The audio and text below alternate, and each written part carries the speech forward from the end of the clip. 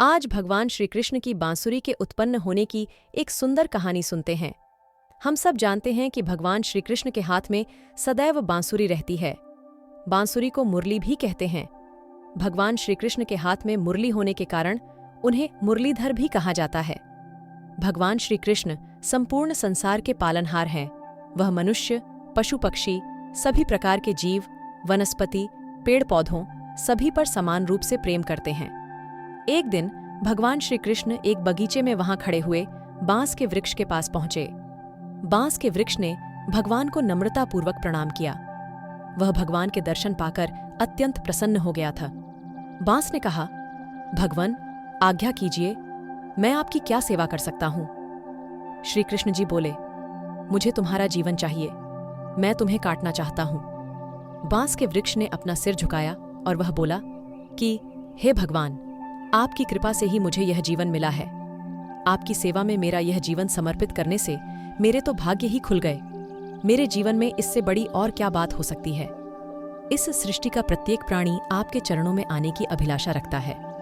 हे प्रभु, मैं कितना भाग्यवान हूं कि आप स्वयं ही अपने हाथों से मेरा उद्धार कर रहे हैं। जीवन का अंत तो कभी न कभी होने वाला ही है, परंतु यदि वह प्रभु सेवा में अर्पित होता है तो उस जीवन का उद्धार हो जाएगा। वृक्ष की बात सुनकर भगवान बोले, देखो, यह बहुत कठिन है, इसमें तुम्हें बहुत पीड़ा होगी। तुम्हारे मन में ऐसा विचार आ सकता कि मैं ऐसा क्यों कर रहा हूं। बांस ने हाथ जोड़कर कहा, नहीं भगवान, मुझे होने वाली पीड़ा को सहन करने की शक्ति भी आप ही देने वाले हैं। मेरे प्राणों पर केवल आपका ही अधिकार है। मैं स्वयं को आपके चरणों में समर्पित करता हूं। भगवान श्री कृष्ण ने उस बांस को छोटे छोटे टुकड़ों में काट दिया। प्रत्येक टुकड़े पर श्री कृष्ण जी ने उसमें छेद बनाए। इस पूरी प्रक्रिया अर्थात काटने, तराशने और छेद करने में बांस को बहुत पीड़ा हुई, परंतु बांस ने वह संपूर्ण पीड़ा भगवान की कृपा से सहन की। कुछ समय पश्चात उस बांस का रूपांतर एक सुंदर बांसुरी में हो गया। भगवान ने स्वयं उस बांसुरी को अपने होठों से लगाकर उससे मधुर धुन बजाई। भगवान श्री कृष्ण अब इस बांसुरी को सदैव अपने पास रखने लगे। भगवान के हाथ में उस बांस को सुंदर बांसुरी के रूप में पाकर बांस को विश्वास ही नहीं हुआ कि उसको एक मनमोहक बांसुरी का रूप मिला गया है। उस रूखे बांस से बांसुरी बनने पर उससे मनमोहक सुर भी निकलने लगे हैं और वह बांस भगवान श्री कृष्ण जी के चरणों में बहुत कृतज्ञ हुआ।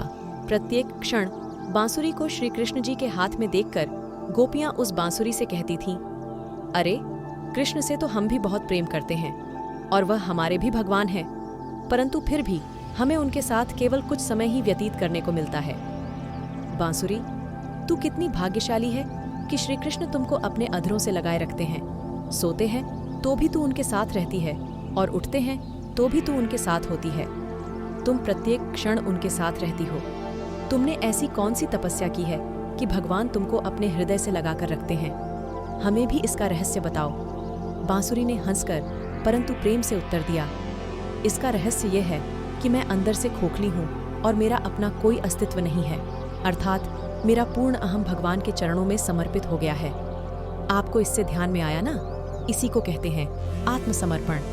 स्वयं को भगवान के चरणों में समर्पित कर उनकी इच्छा को सर्वश्रेष्ठ मानकर उसका पालन करना ही आत्मसमर्पण है। बांस ने जब स्वयं को समर्पित कर दिया तो उसे सुंदर मनमोहक बांसुरी का रूप मिला और ईश्वर के हाथों में उसे स्थान मिला। ईश्वर को पता होता है कि हमारे लिए क्या सर्वोत्तम है। हमारे लिए जो सर्वोत्तम होता है वही ईश्वर का नियोजन होता है। हम परीक्षा से, पीड़ा से घबराते हैं, पर हमें इस बात का भान नहीं होता है कि आने वाले समय में इसमें हमारा भला ही होने वाला है। जब हम स्वयं को संपूर्ण रूप से ईश्वर के चरणों में समर्पित करते हैं तो प्रभु हमारा सारा भार अपने हाथ में ले लेते हैं और हमारे जीवन का कल्याण हो जाता है।